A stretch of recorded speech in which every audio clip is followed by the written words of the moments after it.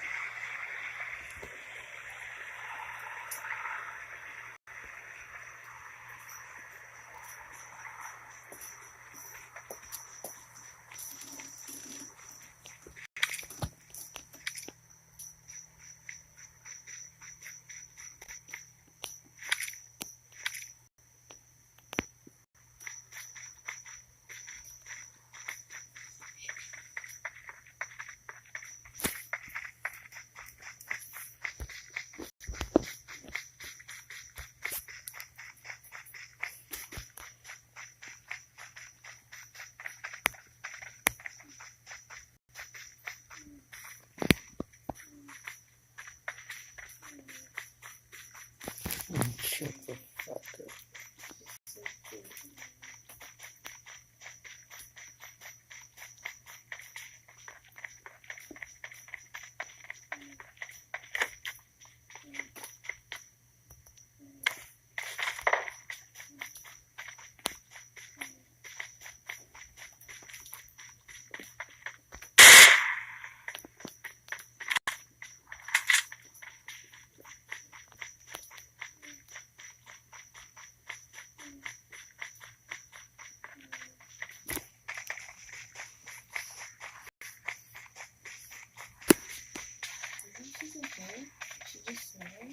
Yeah, of course, just a cat fucking making noise.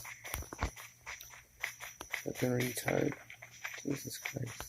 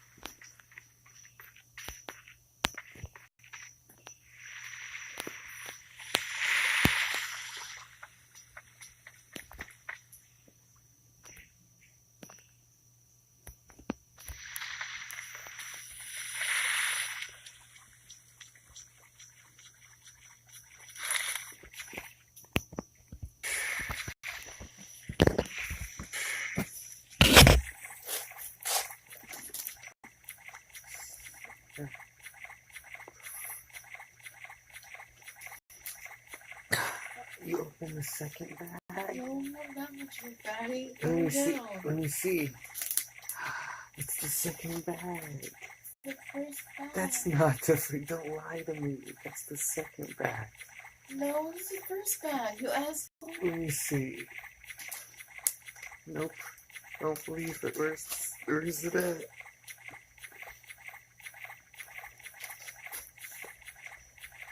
You really think I'm fatty? No, shut up.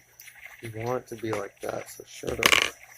You want it to be a little fatty.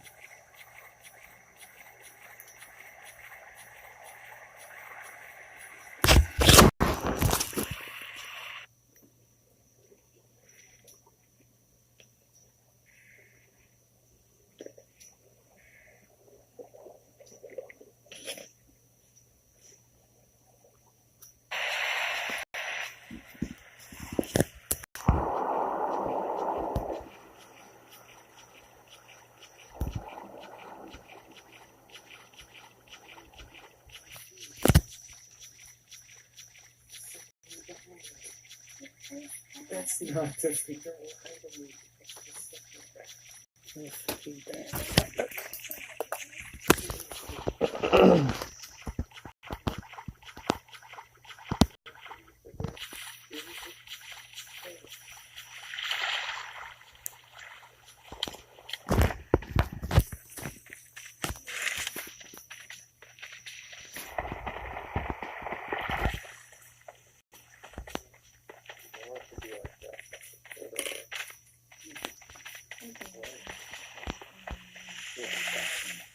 Little fat bag, bitch.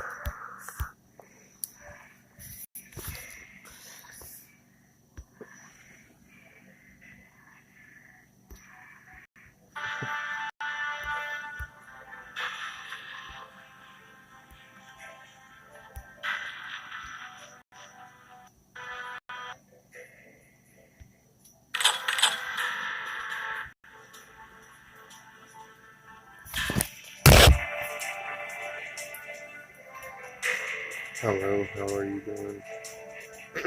Hello, how are you? Hello, hello.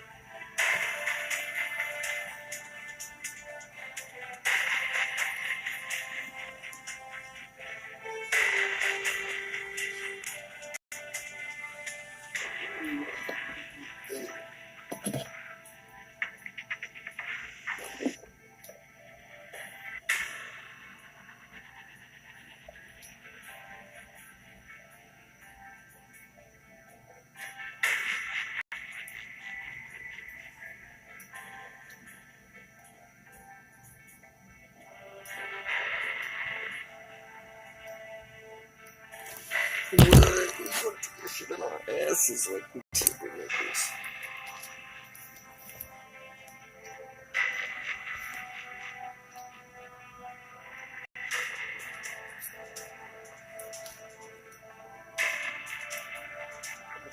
Thai Navy SEAL diver has died trying to save 12 boys and a coach trapped in a cave system in Thailand. I want to show you a map, a visual of what we're talking about here, because you get a sense of exactly what these crews have been dealing with, starting from the entrance there, trying to get to this location where these 12 boys and their coach are located. We understand that this Navy SEAL diver died during the rescue operation. He died around 2 a.m. in Thailand after running out of air on his way back to the underground center from the boys' location. Let's bring in CNN's Matt Rivers following this story in around northern Thailand. And Matt, you get a sense now of just how difficult, how dangerous it is for these crews to get down there and get these boys and the coach out safely. Yeah, that's exactly right, George. I mean, it's really a heartbreaking example, to be honest, of the challenge, the monumental challenge the rescuers are facing here. Let's just walk our viewers through the details of what we know so far.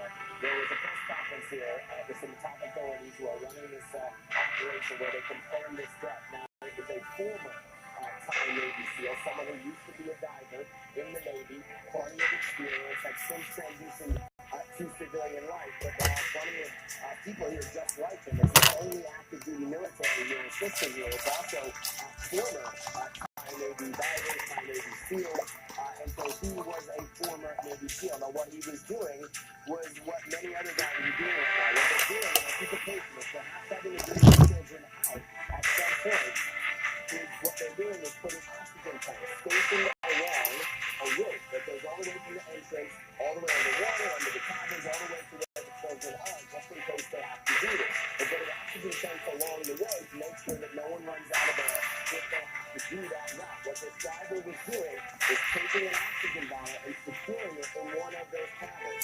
We don't know all of the details, but at some point, it appears that the diver ran out of oxygen himself, passed out. His buddy, everyone dies with a buddy, so his buddy tried to bring him, tried to resuscitate him, tried to get him back, eventually brought him out to where the underground headquarters is at this point, and that's where he was pronounced dead. This happened around 2 a.m. local time, and that's about all the detail we have now, George. But to your point, this is an experienced diver. This is someone who was a diver with the Thai Royal Navy. This is not a novice. This is a professional, or at least a former professional, and he lost his life in these caves. So if you're wondering how risky an operation could be involving these children, some of them can't even swim, let alone have any diving experience. If you're wondering how risky that operation is, all you need to do is look at this latest example, a tragic example, someone who heroically gave his own life trying to save the lives of 13 people trapped up over that hill behind me in the cave entrance. So it's not really pointing out this former Thai Navy SEAL, a guy that also the deputy governor has added that he died while performing his duty. Now, let's get a sense as well. We're going on 13 days, right, of these boys and this coach in this area, in this cave system. What has been the situation for them so far? Yeah, I mean, it's just a monumental challenge for everyone involved here. I mean, on the one hand, inside the cave, you've got 13 individuals who for 9 days, remember that, George, for 9 days, they didn't know if anyone was looking for them. They didn't know if they were going to be found. They were in darkness, they didn't have food, and so it was an incredibly difficult situation. Then you have the jubilation, right, of them being found. Just a couple days ago, it was an unbelievable scene. People were thrilled and rightly so. But then the reality of the situation set in. And now you have the other side of the coin here, where yes, these boys and their coach relatively okay. Of course, they're malnourished. Of course, they're exhausted. They're mentally tired. But getting them out, that's no guaranteed thing. I mean, we see it here with this death of the former Navy SEAL. And there's not a lot of good options here. In fact, there are no good options. The one option that they're hoping will happen is that the water levels drop enough in the cave where the boys can actually walk out. That seems relatively unlikely, but the weather is holding right now. No rain over the past day or so. They continue to pump water out. out. So if they can get the water levels down, maybe that's an option. Seems unlikely. So if that doesn't happen, well, maybe you put them in scuba gear and you get them out that way. But we've belabored the point now. That's incredibly dangerous, of course. And so then the other option is, well, do they wait out the rainy season inside the cave underground? That could take months. The rainy season here lasts for months. Are you willing to put boys and their coach underground for that long of time? What if they get sick? What happens if their food supply gets cut off? What happens if you can't communicate with them? What happens if the water rises enough where they run out of high ground? Those are all questions that we don't have the answer to, and those are the questions that are facing authorities. And that's why this is such a brutally difficult situation, George, because what authorities are looking at here is option A, option B, option C. They're all bad. And clearly now, with the death of a professional diver, we are shown how difficult this rescue could potentially be. Matt, the juxtaposition of those facts you laid out. So you have a professional, this former Thai Navy SEAL. This is a guy who understood, what it means to go down and dive in this type of a technical situation. You have children, some of whom cannot swim. These two things matched together certainly highlight the difficulty. Stand by 1 second, Matt.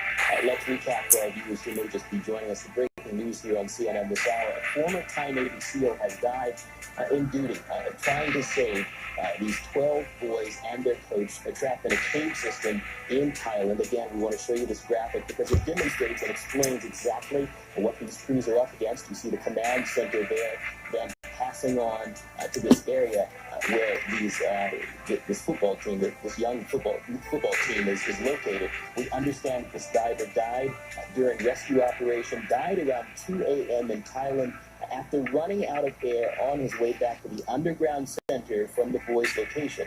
Let's now bring back in our Matt Rivers, who's at the scene. And Matt, again, we understand crews have been pumping out a great deal of water. You mentioned that the weather conditions are holding up, but Matt, the concern here is that it seems the forecasts show more rain could be on the way over the weekend.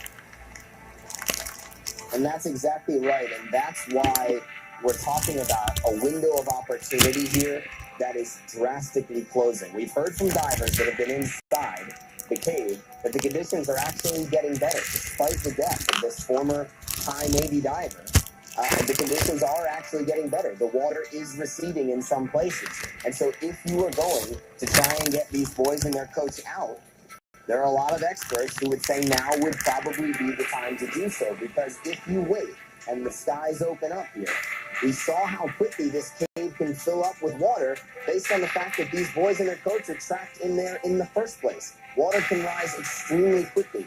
And so if you make the decision to wait and to hope for better weather conditions, and the weather conditions actually turn worse and the water goes back into the cave, then where are you left with? So that's what we're talking about here, with a limited time where authorities have the ability to make a proactive decision. And it is not an easy decision, and it will be second-guessed by the families, by the public, by the media. They are in an incredibly difficult situation here, trying to save the lives of the 13 people that are trapped in that cave. The weather is expected to turn back to rainy on Saturday, perhaps even more downfalls on Sunday. George, it's July in Thailand. This is the rainy season. The fact that it hasn't rained for a while now is kind of unusual. We are expecting rain this time of year for the next several months. And so that's what's weighing on the minds of these decision makers here. This is this limited time. They might have a limited chance here that they're trying to make something happen.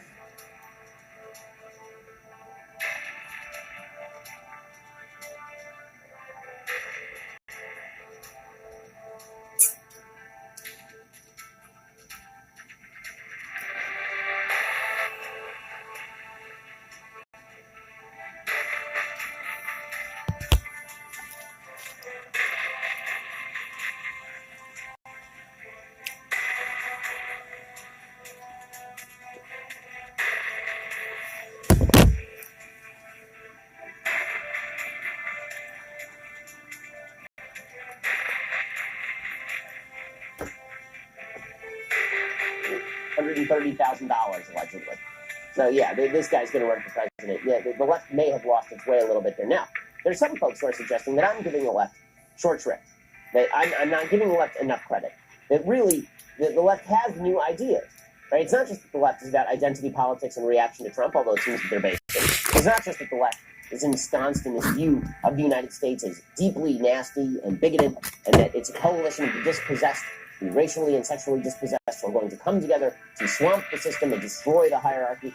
That to me just strawmanning them. That really the left is a party of ideas. They've hit upon a new way of doing things.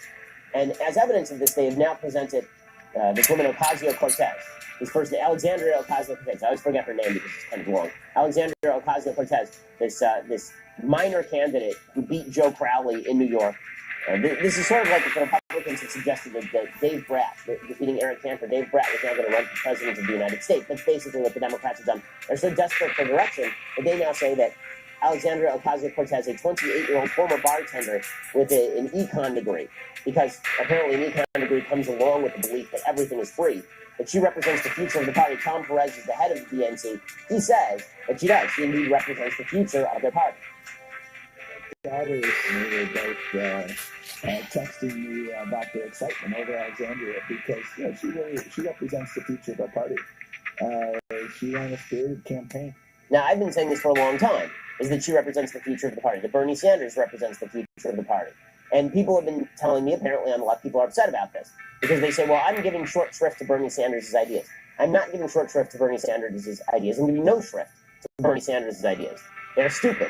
They've resulted in the destruction of economies all around the world, the destruction of hundreds of millions of lives. The ideas that Alexandria Ocasio-Cortez is proposing with her brains and her heart and her courage are exactly the same policies that were proposed by Karl Marx 150, 200 years ago, 180 years ago. Okay, and those policies have resulted in the worst suffering in human history. So I'm not sure why I should be giving lengthened shrift just because a good-looking 28-year-old woman from the Bronx is now promulgating these ideas publicly. Well, why should they get any more shrift?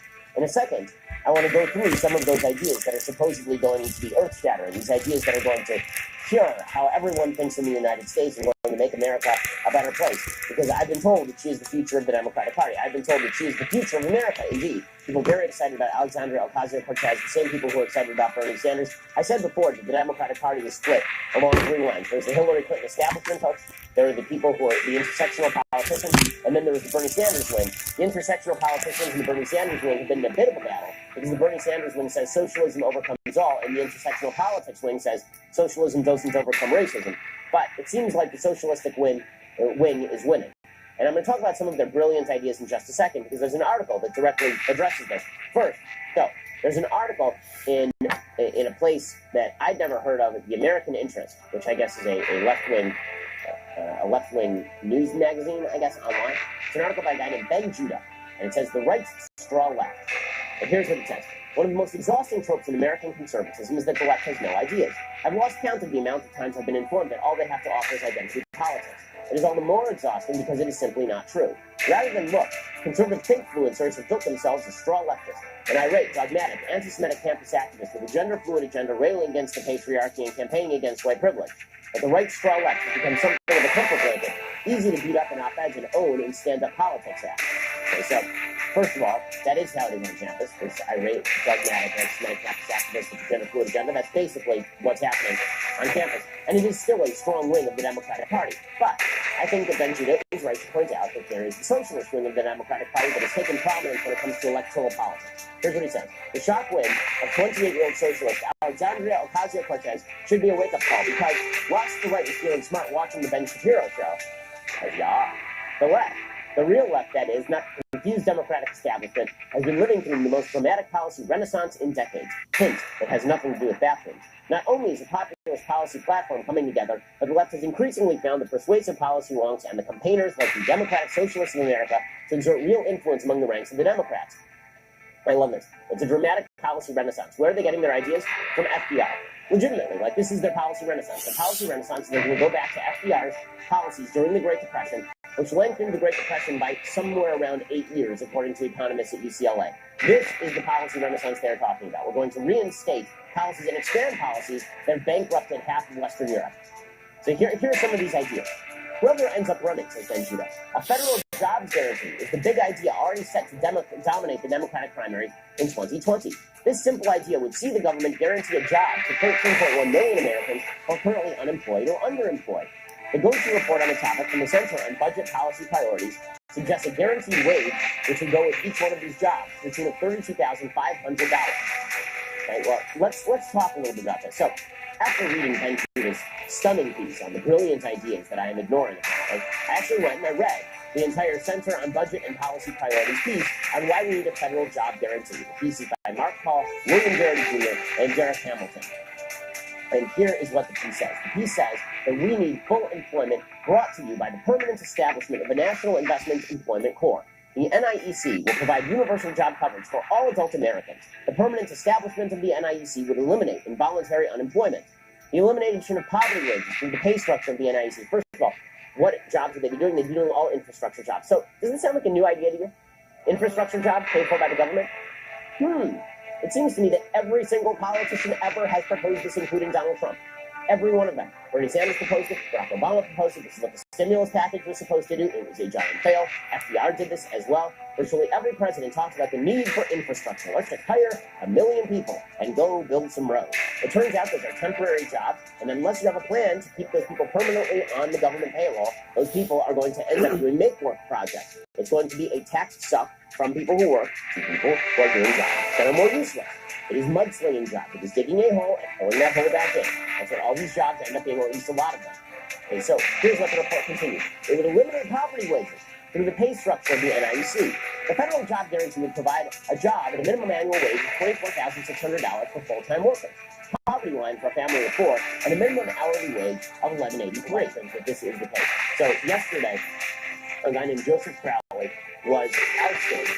He's expected to challenge Nancy Pelosi to the speakership. So how old is the Democratic Party? Nancy Pelosi is 78 years old. Joe Crowley, who's 58 years old, is just slightly younger than my dad. Joe Crowley was seen as the heir apparent to Nancy Pelosi. So he was the up-and-comer. He was the fresh face, the 58-year-old. Well, he was ousted yesterday in a Democratic primary by a woman named Alexandria Ocasio-Cortez, who's 28, a first-time candidate, and an open member of the Democratic Socialists of America. So she's a Bernie Sanders socialist. And she is a former bartender. She was bartending until about 5 minutes ago. She graduated Boston University, in 2011, and she's wildly left. When I say she's a leftist, I mean she is an insane leftist. Not only does she believe that Israel is genocidal, she also favors Medicare for all, abolishing immigration and customs enforcement.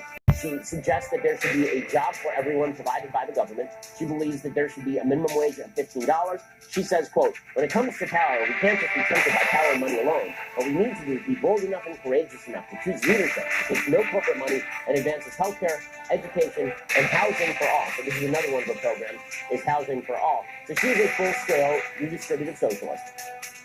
And she's really, really radical. The reason that she won in the district is because nobody came out to vote. Only 5% of registered voters, eligible voters in this district actually voted in this primary. It was on a really weird day. There were only a grand total of about 27,000 votes in the primary total. She won about 17,000 of those. Also, Joe Crowley did not take his district particularly seriously. He won 10 consecutive terms, so he didn't spend any time in that district. Nonetheless, this is the dawning of a new era for the Democratic Party. They fully embraced Bernie Sanders' socialism and Maxine Waters' nuttiness. Here is this new hero of the Democratic Party, Alexandria Ocasio-Cortez. Here she was today after winning the primary. She'll win the general, too, because this is a heavily Democratic district, claiming that ICE, right, Immigration and Customs Enforcement, is running black sites on the border. Black sites being like CIA sites set up in Jordan to torture people. She thinks that's what's happening on the American border because she's a crazy person. I think that ICE is right there as a part of it. Its extrajudicial nature is baked into the structure of the agency, and that is why they're able to get away with with black sites at our border, with the separation of children. We are committing human rights abuses on this border and separating children from their families. Okay, so one of the reasons that Joe Crowley lost this election also, number one, he wasn't radical enough for the district, but number two, one of the things that's been happening in his district is that he's moved to a now majority-minority district. It's a heavily Hispanic district, and he was one of the last remaining Democrats living in a heavily minority district who was a white guy. So there's been a real shift in racial demographics in this particular district, and that was reflected in this election as well. She is a deep radical, Alexandria Ocasio-Cortez. She will be treated as an up-and-comer. She'll be treated as the new heroine of the left, of course, because she's a pretty young woman, obviously, and also she is talented at what she does. So, I mean, she's a good face for the Democratic Party if you like socialism. If socialism is your thing, she's a much more attractive candidate on every possible level than Joe Crowley, except for the fact that she is a radical, insane person. So here she is talking some more in a debate about ICE and trying to go after Joe Crowley's folks, trying to suggest that that Joe Crowley is not extreme enough on ICE. Organization is as fascist as you have called it, and you have said it's fascist, then why don't you adopt the stance to eliminate it? This is a moral problem, and your response has been to apply more paperwork to this situation, to have ICE collect more information on immigrants, and that puts our communities in danger, and it also conveys a profound misunderstanding of how we should be approaching this problem. She wasn't the only radical who was elected last night. Ben Jealous, who's the former head of the NAACP, won Maryland's Democratic primary for governor on Tuesday. He promised to deliver an agenda that makes college free, legalizes marijuana, and raises the state's minimum wage to $15 an hour. So Bernie Sanders, full-on Medicare for all, legalize marijuana, raising the state's minimum wage. I don't care about the legalizing marijuana all that much, but making college free and raising the state minimum wage, all of this stuff is really radical stuff. And you are seeing a significant move, a really heavy move toward the far left among Democrats. Now, that clip that I just played you of Alexandria Ocasio-Cortez showing righteous indignation against Joe Crowley because he doesn't want to abolish immigration and customs enforcement, because he doesn't want to abolish the people who actually enforce the border. Now, that sort of righteous indignation is now what animates the Democratic Party.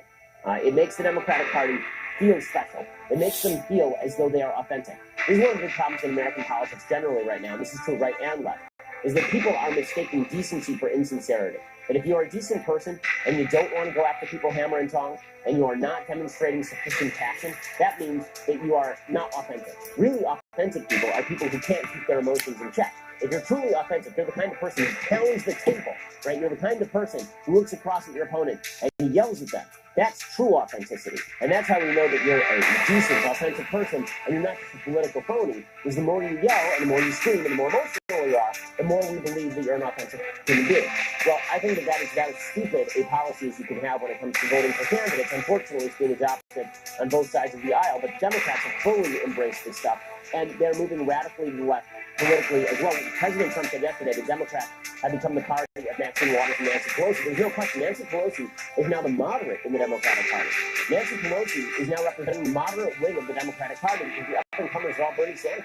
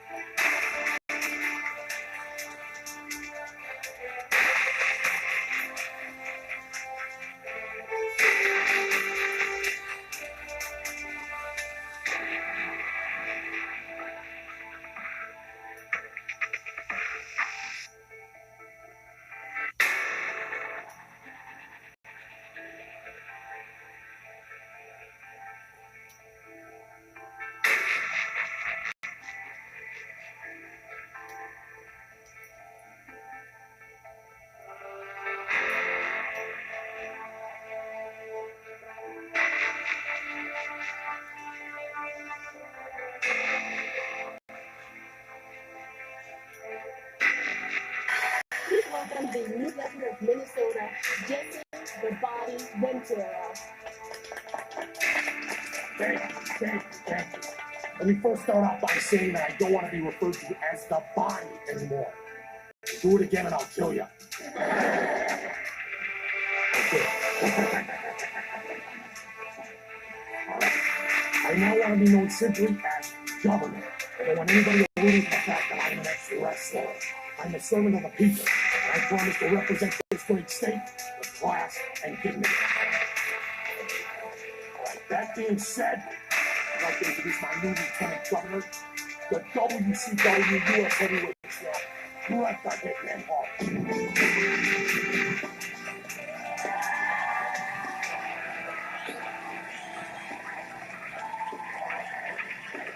I'd just like to say hey to all the great people in Minnesota and any other state that thinks they're better than us is living in a stinking dream world. Excuse me, Governor. Do you want us to take you seriously, yet you appoint a wrestler to the second highest position in the state? Whoa, hold on a second. Are you saying that wrestlers aren't qualified to hold public office? Well, Why don't you show this young lady your qualifications? You don't think I'm qualified? but I didn't say that. I'm just natural wrestler. Good. I hate to think my people don't trust me. Yes. Next question. Now let's please keep these questions to a political nature. Yes, Governor, I have a question about a statement you made. You said that you thought prostitution should be legal. No. I never said that. But your words were... No, you're saying that I said I wanted it legalized, but I was misquoted. Sir, how could you be misquoted, Brett, if you never said it? The man says he was misquoted. He was misquoted. Maybe you were a year earlier when the governor said he wanted to stick to the issue. Like tax, better rights, education. Well, I had a question. Governor, what is your position on senior health care? I mean, do you even have a position on senior health care? Brett, why don't you explain to these fine people our position? Good, because you know the people would really like to know. Ow. Look, this is recording it.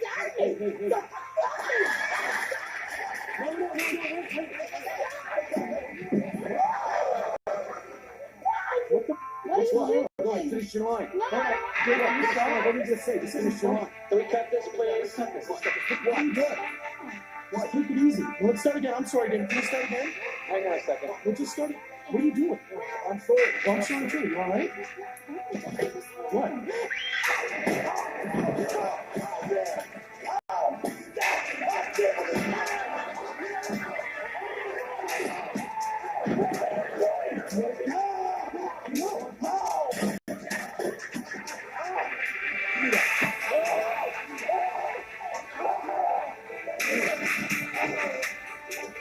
Let me tell you, the last time I came on this show, this guy tried to humiliate me. He tried to pick me up and twirl me around like I was his bitch. If that happened this time, you want to be a funny man, stop so write this into the script. You know, like this into the No. Hey.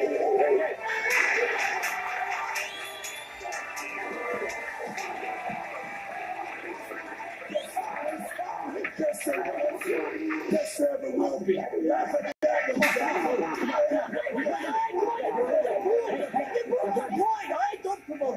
Now keep been fighting.